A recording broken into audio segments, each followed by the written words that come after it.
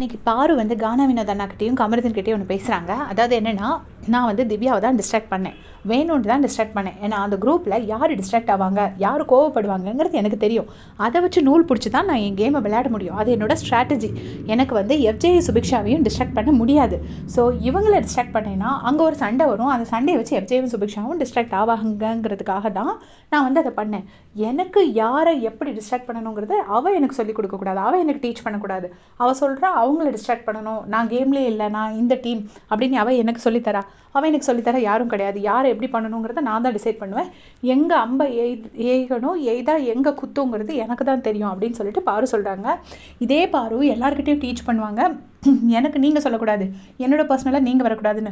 உண்மையே சொல்லப்போனால் திவ்யாவுக்கு சுத்தமாக அறிவில்லைன்னு தான் நான் சொல்லுவேன். ஏன்னா அறிவு இருந்தால் அவங்க இதே மாதிரி திருப்பி நீ கமருதனை வந்து கேரக்டர் அசசினேஷன் பண்ணல அப்படின்னு சொல்லிட்டு அவங்க திருப்பி சொல்லலாம். திருப்பி சொன்னாங்கன்னா என் பர்சனல் நீ டச் பண்ணாதன்னு சொன்னால் உன்னை எப்படி டிஸ்ட்ராக்ட் பண்ணணுங்கிறத நான் தான் முடிவு பண்ணுவேன்னு சொல்லிட்டு திவ்யா சொல்லலாம். திவ்யாவுக்கு அந்த மாதிரி கன்னிங் நேச்சர் இல்லாதது தான் இங்கே பிரச்சனை. பட் இவங்கெல்லாம் என்ன சொல்லிட்டு இருக்காங்கன்னா, திவ்யா வந்து ட்ரிகர் பண்ணணும்னா திவ்யா கிட்ட நிறைய விஷயம் இருக்குது. ஒன்றுமே சொல்லியிருக்க வேணாம், நீங்கள் வந்து கமருதனை இது பண்ணி இவ்வளோ மட்டும் சொன்னால் போதும், மிச்சத்தை எல்லாமே கமருதன் பார்த்துப்பாரு. அதுக்கப்புறம் திவ்யாவுக்கு எந்த வேலையும் கிடையாது. ஆனால் அதை கம்ப்ளீட்டாக அவங்களும் விட்டுட்டாங்க. ஏன்னா ஒரு வாட்டி இது பண்ணியிருப்பாங்க, நான் பர்சனல் விஷயம் சரி ஓகே இனிமேல் இன்டர்ஃபியர் பண்ண மாட்டோம் அப்படின்னு சொல்லியிருப்பாங்க. அந்த வார்த்தையை காப்பாற்றிட்டு அவங்களாம் சும்மா உட்காந்துருக்காங்க. இதை வந்து கானா வினோத் தன்னிட்ட சொல்கிறாங்க. அந்த டைமில் அமித் வராரு. அமித் வந்தோடனே இந்த இவங்கிட்ட சொல்லு, இவன் தான் வந்துட்டு ஆமான்னு ஒத்துக்கிட்டான் அப்படின்னு சொல்லிட்டு சொல்கிறாங்க. யார்? கானா வினோத்னா சொல்கிறாங்க. திவ்யா என்கிட்ட கேட்குறாங்க, என்ன தானே பார்வதி சொன்னான்னு சொன்னோடனே இவன் ஆமான்னு சொன்னான் அப்படின்னு சொல்லிட்டு சொல்கிறாங்க. சொன்னோடனே அமித்துக்கும் கானா வினோத்துக்கும் அந்த இடத்துல ஒரு சின்ன ஒரு ஆர்கியூமெண்ட் வருது.